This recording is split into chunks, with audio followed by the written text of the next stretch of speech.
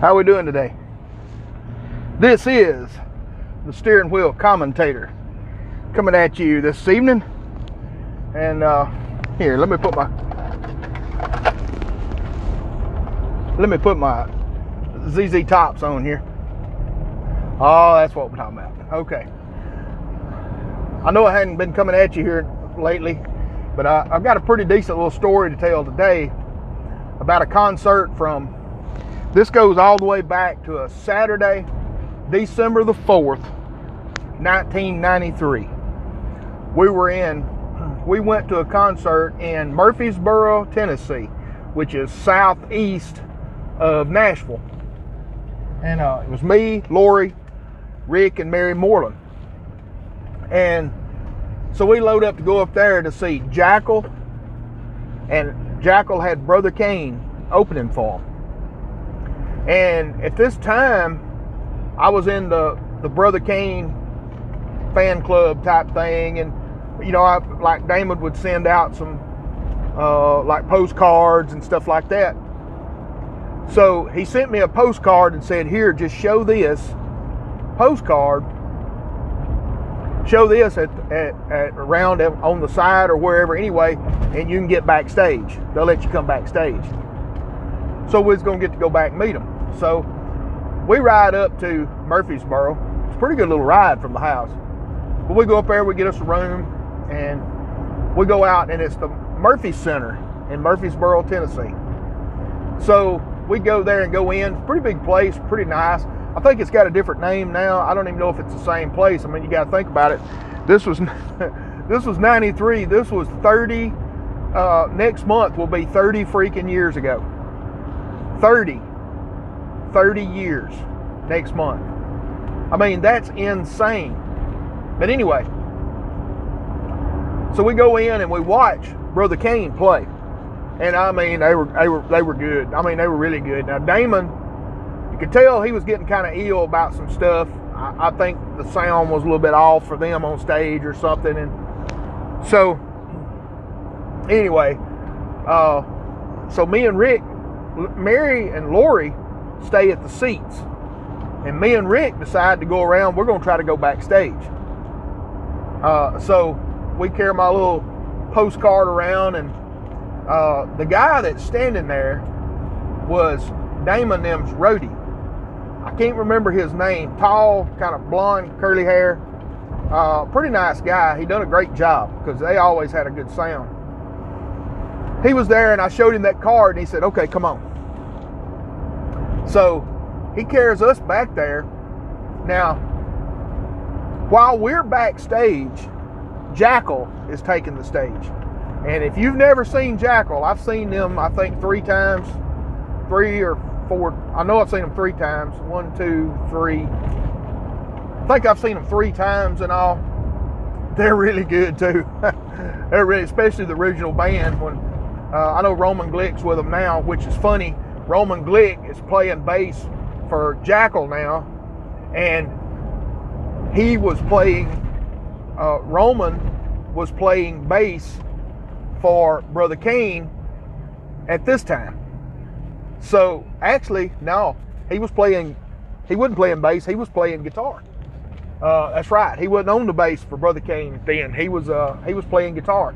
He didn't go on to the bass till Glenn Maxey was out of the band. When Glenn left the band, they got Scott Anderson to come in and on guitar, and Roman got on the bass. But anyway, so me and Rick go backstage, and we go in there, and there's a bunch of people in there, and Damon and Scott Collier and Roman and Glenn are all at this table over there doing autographs.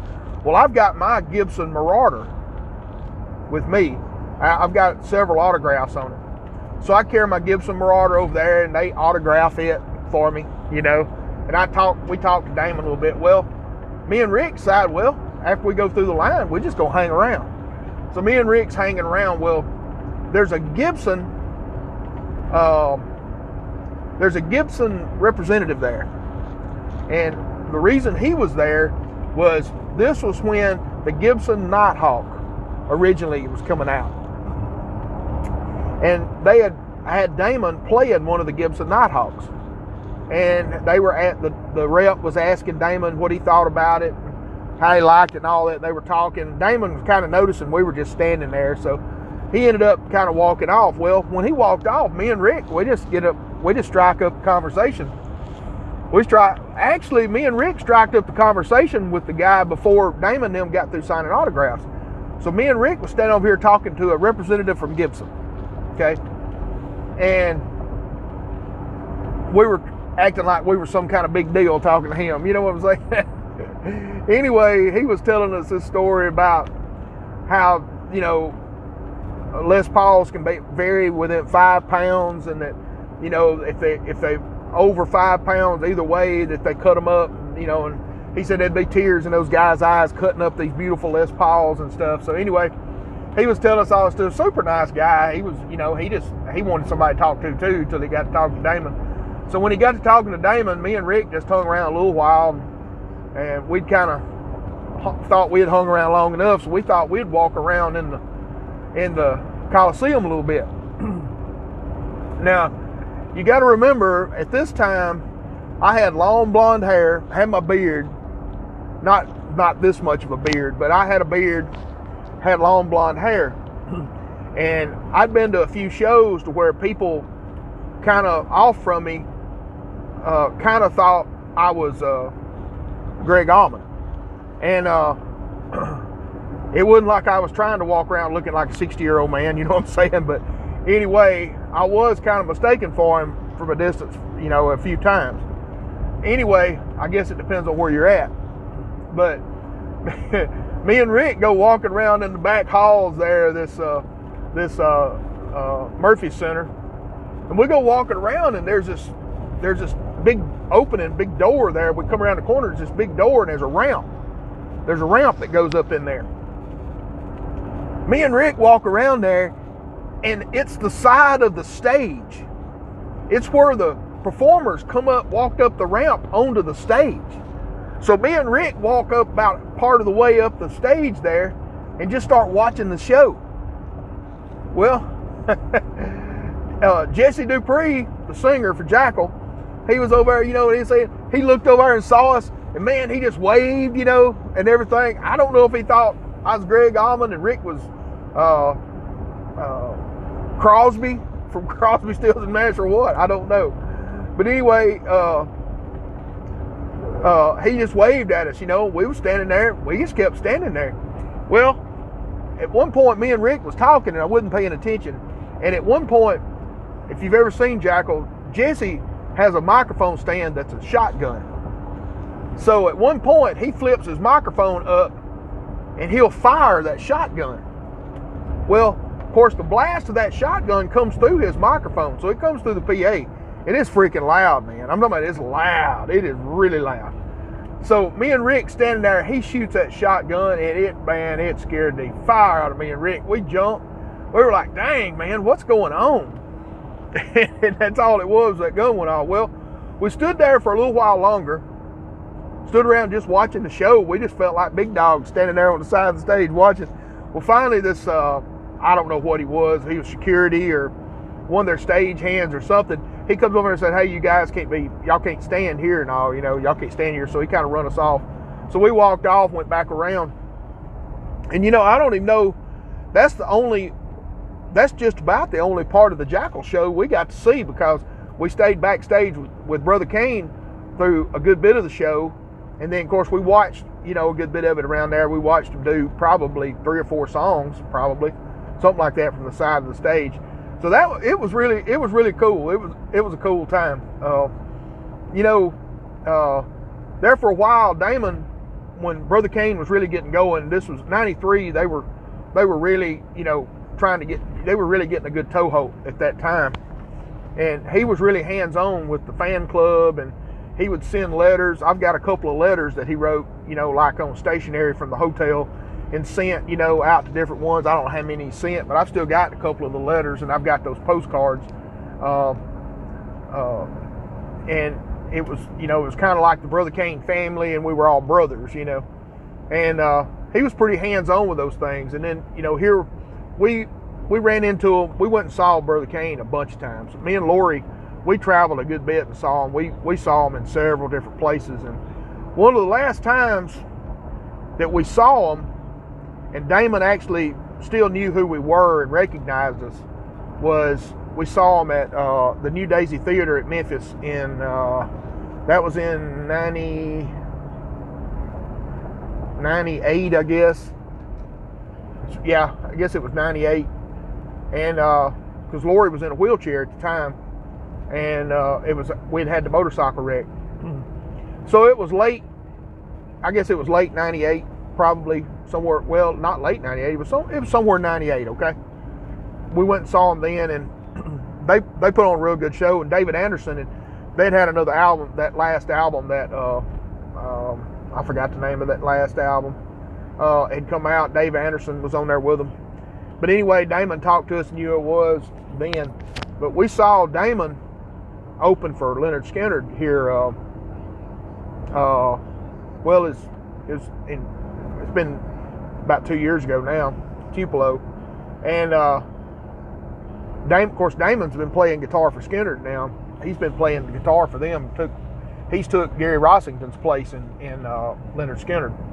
So I got to carry Gibbs. Me and Gibbs and Lori got in line to meet Damon after he done his set. He done a meet and greet out front, and we went around there and we bought one of his CDs that he had, and we talked to him, and he didn't remember who we were. He talked to Gibbs and took a picture with Gibbs. He really thought a lot of Gibbs and everything, but he didn't, and Damon looked pretty much the same, that he did years ago. I mean, we're talking about 30 years ago, and but he didn't remember who we were. We'd seen him a bunch of times. I was kind of hoping that he would remember, but he didn't. If he remembered, it was after we left, because of course, he said, man, that's been a long time ago, and a lot of people, is what he said. I'm like, yeah, okay, but anyway, I wanted to jump on here and tell that story because if you get a chance to see Brother Kane, I know that Glenn Maxey has joined the band again. It's him and Damon's two original members that's in the band. I don't think Scott Collier's playing drums for them, but they are there for several years, man. They were just my favorite band. I just wore that CD out. But as a matter of fact, Rock Zone done a couple of the Brother Kane songs, and they had one of the best live sounds of any band I ever went and saw at the time.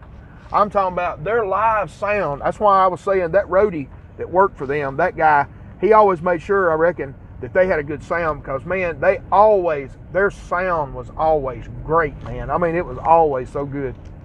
I'm going to try to put together a list of every show that we've seen Brother Kane. And it's going to be pretty extensive, and I'm going to try to do a video about it. But they always had a great live sound. Now, the only one that I know that we've seen 4 times, that rivals them is Blackberry Smoke. Blackberry Smoke's live sound, my goodness, one of the best live sounds I've ever heard, as far as in a club or whatever. They have one of the best live sounds. I mean, killer. But anyway, I'm going to get off here. I just wanted to get back, let you know I'm back. Don't forget to like. Don't forget to share. Don't forget to subscribe. Don't forget to comment, as long as it's good. And we'll see you next time. This is the Steering Wheel Commentator.